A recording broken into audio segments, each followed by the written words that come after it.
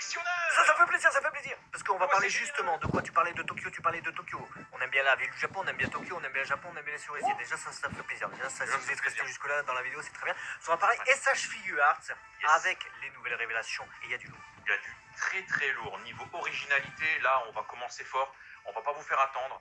J'ai envie de balancer Kefla. Clairement, waouh. Oula, la fusion donc de Kel et Caulifla de Dragon Ball Super. Kefla et non pas Kafla, évidemment. Et non pas Kafka non plus, même si tu es évidemment quelqu'un de très cultivé. Non, Kefla, qui est la première place d'un sondage. Je suis très étonné, moi, qui nous révèle d'abord la première place et pas la troisième. C'est-à-dire qu'il y aura moins d'attente pour les deuxième et troisième, j'imagine. Ouais, je suis totalement d'accord avec toi, mais je pense qu'ils voulaient taper fort aussi pour cette exposition, parce qu'effectivement, elles ont popé carrément lors de cet événement qui est la Comic Con, et notamment on pouvait visiter au sein de Capsule Corp, hein, carrément, on pouvait rentrer à l'intérieur et visiter virtuellement du coup tout ce local, et c'est là qu'on a pu découvrir voilà, tout un panel d'expositions des SH, les SH exclusives, et puis il y avait des nouvelles annonces aussi, donc il y a une grosse masse d'annonces qui ont été faites, et je pense qu'ils ont voulu taper fort en mode, bah ouais, regarde, il y a Kefla qui pose, ranking résulte, première place, regarde celle que tu peux avoir et tout. Donc, clairement, ça fait plaisir. Moi, en tout cas, je suis très très content de voir débarquer Kefla en Super Saiyan en plus. Parce que clairement, bah, c'est pour moi un nouveau perso de l'univers 6. Encore une fois, on s'étend un peu plus sur le tournoi du pouvoir. J'ai vraiment envie que ce soit que le début, mais vraiment, faites que ça se développe. C'est mon seul point d'attente, clairement. Ah non, moi je suis extrêmement content, là c'est la meilleure nouvelle de toutes les nouvelles. C'est-à-dire que Kefla en figurine, il n'y en a pas. Où t'as vu Kefla, toi? T'as vu Kefla? Bah donne, parce que moi j'ai pas en tout cas. WCF. Donc c'est pas normal. WCF c'est des figurines SD super défenses, minuscules, rikiki. Donc c'est insignifiant, tu ne la vois pas. Tu pourrais marcher dessus, tu ne t'en rendrais même pas compte. Alors que là, on est extrêmement content puisqu'on a une figurine de taille moyenne de Kefla. Pour moi, c'est l'introduction dans les figurines originales de persos qu'on n'a pas encore fait. Et ça fait extrêmement plaisir.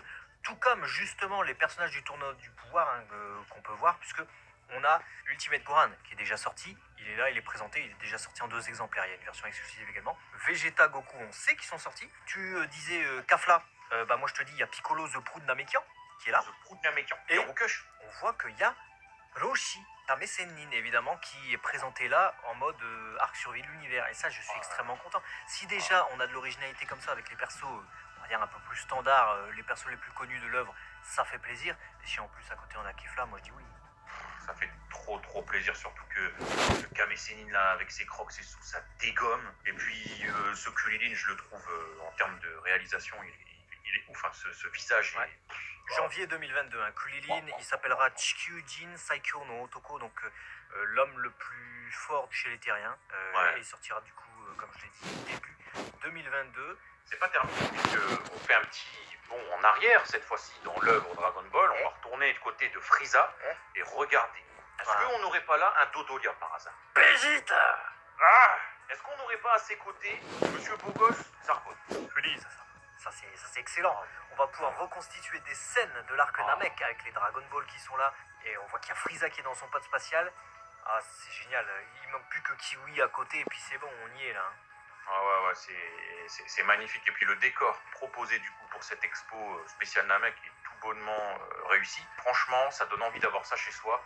Dites-nous dans les commentaires clairement ce que vous pensez de toutes ces annonces. Lesquelles ou laquelle vous fait particulièrement de l'œil et qui est pour vous un must-have et vous n'allez pas le louper. Ça nous fera plaisir de vous lire et de savoir un petit peu ce que vous allez collectionner. Nous, clairement, on va tout prendre. On est des fous furieux de la tête. Voilà. Ouais, normalement, mission x2. Déjà, si on les a x1, ça sera bien. Ça va être compliqué. Et on l'a pas dit, mais il y a aussi Vegeta qui n'est pas encore sorti et Yamcha, arc Jinzo Ningen, les deux, donc humains artificiels. Du coup, on se pose la question de quand est-ce que ça va débarquer tout ça, puisqu'on a déjà Tenshinhan Chaozu.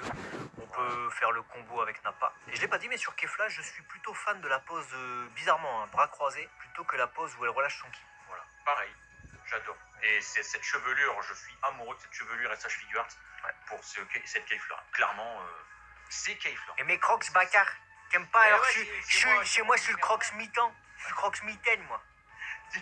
Lâchez un like s'il vous plaît pour les crocs et nous on vous dit à très vite. J'ai même pas des crocs, en plus c'est mes sandales que j'ai mis là.